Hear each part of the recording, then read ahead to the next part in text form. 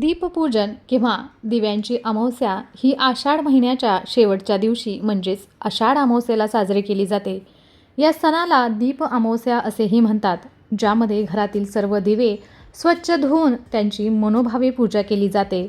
श्रावण महिन्याच्या पवित्र आगमनापूर्वी हा सण आपण साजरा करतो. श्रावण महिन्याला सुरुवात होण्याच्या आदल्या दिवशी ही अमावस्या येते. या अमावस्येला दीपपूजनाला अधिक महत्त्व प्राप्त झालं असून ते भाग्यकारक मानलं जातं. या दिवशी स्नान, दान आणि पूजाविधीचे वेगळे महत्त्व आहे.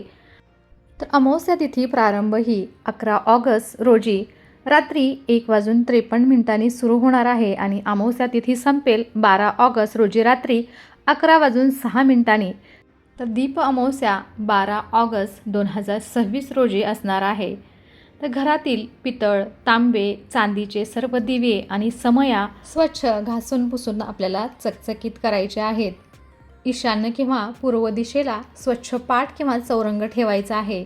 त्यावरती लाल किंवा पिवळे वस्त्र आपल्याला अंथरायचे आहे आणि त्या चौरंगाभोवती आपल्याला छान अशी रांगोळी काढायची आहे. गोपद्म रांगोळी ही महाराष्ट्रातील एक अत्यंत पवित्र आणि पारंपरिक रांगोळी मानली जाते. गोपद्म म्हणजेच गायीची पावलं. विशेषतः आपल्या हिंदू धर्मामध्ये अधिक महिन्यामध्ये म्हणजे पुरुषोत्तम मासामध्ये 33 गोपद्म काढण्याची आणि त्यांची पूजा करण्याची जुनी परंपरा आहे.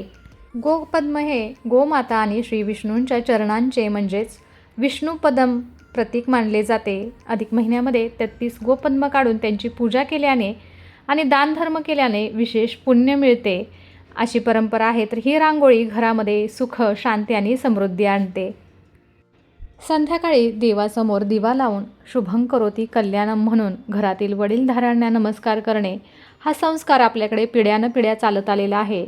आता आधुनिक जगामध्ये विजेच्या दिव्यांचे हजारो प्रकार असतानाही आपण देवासमोर मात्र तेल किंवा तुपाचाच दिवा लावतो, कारण त्याचा सात्विक प्रकाश अंधार दूर करतो आणि नजरेलाही आपल्याला सुखद आणि पवित्र वाटतो. दिवा हे मांगल्याचे प्रतीक आहे. दीप अमावस्या म्हणजेच आषाढ अमावस्या होय. या दिवसानंतर श्रावण महिन्याची सुरुवात होते. भरपूर पाऊस आणि अंधारून येणं हे तर श्रावणाचे वैशिष्ट्य आहे. घरातील इकडे तिकडे ठेवलेले धुळीने माखलेले दिवे, समया, निरांजने, लामण दिवे या सर्वांना एकत्र करून घासून पुसून लख्ख करून ठेवण्याचा हा दिवस असतो. दीप अमावस्येच्या दिवशी घरातील दिवे घासून पुसून ते एका पाटावरती आपल्याला मांडायचे आहेत. घरात खूपच दिवे असतील तर नेहमीच्या पूजेतील कुटुंबात वंशपरंपरागत असलेले असे काही महत्त्वाचे दिवे पूजेसाठी आपल्याला ठेवायचे आहेत. शक्यतो प्रत्येक दिव्याखाली छोटी ताटली ठेवावी, म्हणजे उघडणारे तेल त्याच्यामध्ये जमा होईल. तर सर्वप्रथम आपल्याला गणपती पूजन, गणेश पूजन करून घ्यायचं आहे. जर तुम्ही देवघरामध्ये गणेश पूजन केलं असेल तर अशी वेगळी त्याची पूजा करण्याची गरज नाही, पण तुम्हाला व्हिडिओमध्ये दाखवण्यासाठी इथे मी गणेश पूजन करून घेत आहे. तर एका पाटावरती गणेशाची मूर्ती, विड्याच्या 2 पानांवरती त्याच्यावरती अक्षदा ठेवायच्या आहेत, हळदी कुंकू व्हायचं आहे आणि त्याच्यावरती गणेशाची मूर्ती ठेवायची आहे. वक्रतुंड महाकाय सूर्यकोठी समप्रभ निर्विघ्नं कुर्मे देव सर्व कार्येषु सर्वदा. तर गणपती बाप्पांच्या मूर्तीवरती मी पाण्याने आणि पंचामृताने आधीच अभिषेक करून घेतलेला आहे आणि त्यानंतर आपण गणेशाची मूर्ती अशी पूजेमध्ये ठेवणार आहोत. गणपती बाप्पांना नमस्कार करून पूजेची सुरुवात करूयात. पूजेमध्ये घेतलेले दिवे जे आपण पूजेमध्ये ठेवणार आहोत ते दिवे पूजेमध्ये ठेवण्याच्या आधी सर्व दिव्यांच्या खाली आपल्याला अक्षदांचं आसन ठेवायचं आहे. तर अक्षदा ठेवून त्याच्यावरती हळदी कुंकू व्हायचं आहे आणि त्याच्यावरती आपल्याला दिवे ठेवायचे आहेत. दिव्यांमध्ये वाती या कापसाच्या असायला हव्यात आणि शक्यतो जोड वात आपल्याला लावायचे आहे. जीवा शिवाच्या एकरूपतेचे अद्वैताचे प्रतीक म्हणून जोडा सलामत राहावा म्हणून अशी याची कारणे सांगितली जातात. आपल्या हिंदू परंपरेत दिवा हा प्रकाश, ज्ञान, शुद्धता आणि प्राणज्योतीचे प्रतीक मानले जाते. देवघरात दिवा लावणे म्हणजेच आपली आत्मिक ऊर्जा आणि श्रद्धा ईश्वराला समर्पित करणे होय. दिव्याच्या ज्योतीमुळे भौतिक आणि मानसिक अंधार दूर होतो. ती नकारात्मकता, अज्ञान आणि वाईट शक्तींचा नाश करते. तसेच घरात सकारात्मक ऊर्जा आणि आनंद निर्माण करते. प्रत्येक शुभ कार्यामध्ये मग ते देवाची पूजा, आरती, वाढदिवसाचे औक्षण असो किंवा एखाद्या समारंभाची सुरुवात, दीप प्रज्वलनाला विशेष महत्त्व असते. आपल्या आत्म्याची ज्योत ही ईश्वराशी जोडली जाते म्हणूनच नियमितपणे देवघरात दिवा लावणे हे आपल्या जीवनातील ईश्वरी कृपेची सतत जाणीव ठेवण्याचे एक साधन आहे. दीपपूजनामुळे घरात समृद्धी, शांती आणि सकारात्मक ऊर्जा येते. दिव्याच्या प्रकाशाने वाईट शक्तींचा नाश होतो. यानंतर आपल्याला पंचोपचार पूजन म्हणजेच 5 उपचार, यामध्ये गंध, फुले, धूप, दीप आणि नैवेद्य या 5 गोष्टींनी प्रज्वलित दिव्यांचे पूजन करायचे आहे. या दिवशी ओल्या मातीचे दिवेही बनवून पूजेत मांडतात. कणकेचे गोड दिवे उकडलेले बनवतात आणि त्यामध्येही त्या दिव्यांमध्ये तेल, वात घालून प्रज्वलित करायचं आहे. यानंतर आपल्याला गोडाचा नैवेद्य इथे दाखवायचा आहे. दीप सूर्याग्निरूपस्य तेज उत्तमं गृहाण मत्कृता पूजा सर्व कामप्रदो भव. हे दीपा, तू सूर्यरूप व अग्निरूप आहेस.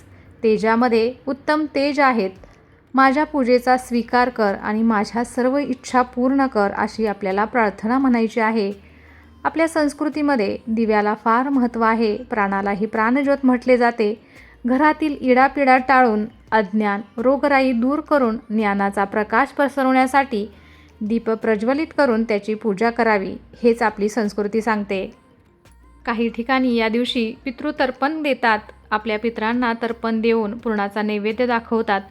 पितरांना संतुष्ट करण्यासाठी अर्पण करण्याचा विधी म्हणजे पितृतर्पण. अमावस्याला हा विधी केल्याने पितरांना मुक्ती मिळते आणि ते पुढील पिढीला आशीर्वाद देतात असे मानले जाते. दिव्यांचे तोंड म्हणजेच त्यांच्या वाती, हे तोंड गोड करण्यासाठी या वाती खडी साखरेच्या खड्याने पुढे सरकवतात आणि नंतर त्या उजळवतात म्हणजे पेटवतात. काही जण प्रत्येक वातीच्या मुखाशी साखरेचे 4 ते 5 दाणे ठेवतात. तर या दिवशी अनेक समाजात, प्रदेशात काही खास पक्वान करण्याची एक खास खाद्य संस्कृती महाराष्ट्रात आहे. विविध घरांमध्ये परंपरेनुसार खीर पुरण, उकडीचे मोदक, उकडीचे दिवे, कणकेचे गोड दिवे, मुरड कानवले, दिंड पुरण इत्यादी पक्वाने केली जातात. अशा खास पक्वानांचा नैवेद्य दाखवतात. मुले म्हणजे वंशाचे दिवे, मुली असोत किंवा मुलं, म्हणून काही ठिकाणी मुलांचे औक्षण केले जाते, त्यांना ओवाळले जाते. यमुनेच्या तीरावरती जेव्हा गायी, गुरांचा मृत्यू होऊ लागला तेव्हा यमुनेत लपलेला कालिया नागाला अद्दल घडवण्यासाठी कृष्णाने त्यांना हरवून त्याच्यावरती स्वार होत सर्व गोकुळवासियांना भयमुक्त केले. त्यावेळी यशोदेसह सर्व सुवासिनींनी गोपाळकृष्णाची दिव्यांनी आरती केली आणि असंच तेज, धैर्य, शौर्य आमच्याही मुलांना मिळू दे अशी प्रार्थना केली. तेव्हापासून ही प्रथा सुरू झाली. हा प्रसंग आषाढ अमावस्येला घडल्याने या दिवशी दिव्यांनी आसमंत उजळून निघाल्याने त्या रात्रीला दिव्यांची आवस असे म्हटले जाऊ लागले. प्रकाश अंधकार दूर करून सारे काही उजळून टाकतो. त्याचप्रमाणे संकटाच्या अंधारकाराला चिरून सर्व संकट दूर करून मुलांचे आयुष्यही नवी उमेद, शक्ती, ऊर्जेने उजळून निघावे या इच्छेने मुलांना दिव्यांनी ओवाळले जाते. आजची मुले हे भविष्यातील जबाबदार नागरिक असतात. त्यांच्यावर चांगले संस्कार घडावेत यासाठी धर्मशास्त्राने सांगितलेला संस्कार विधी आहे. याचा संबंध कृष्ण कथेत आहे.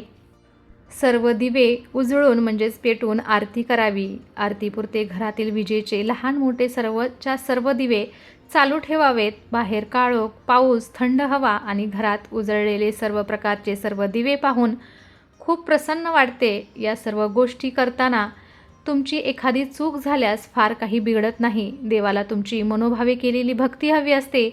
त्यामुळे सण आनंदाने आणि श्रद्धेने साजरा करावा. दडपणाने, भीतीने करू नये. धार्मिक श्रद्धेनुसार दीपामावस्येला कणकेच्या दिव्यांनी मुलांना ओवाळणे म्हणजेच त्यांच्या आयुष्यात अंधार दूर होऊन ज्ञान, आरोग्य, सुख आणि समृद्धीचा प्रकाश कायम राहावा अशी प्रार्थना करणे होय. तर लोकपरंपरेनुसार या दिवशी गव्हाच्या कणकेचे छोटे दिवे तयार केले जातात. त्याच्यामध्ये तूप किंवा तेल घालून कापसाची वात लावली जाते. दिवा प्रज्वलित करून मुलांना 3 किंवा 5 वेळा ओवाळले जाते.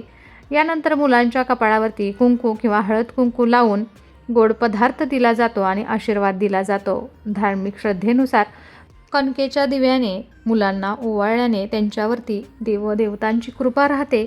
त्यांना निरोगी आयुष्य, दीर्घायुष्य आणि सुखसमृद्धी लाभते. लोकमान्यतेनुसार ओवाळण्याच्या विधीमुळे मुलांवरील वाईट नजर, नकारात्मक ऊर्जा आणि अशुभ प्रभाव दूर होतात. यामागे धार्मिक शास्त्र आहे. याचा वैज्ञानिक पुरावा उपलब्ध नाही. कणिक हे अन्नाचे तर दिवा, ज्ञान, तेज आणि सकारात्मकतेचे प्रतीक मानले जाते.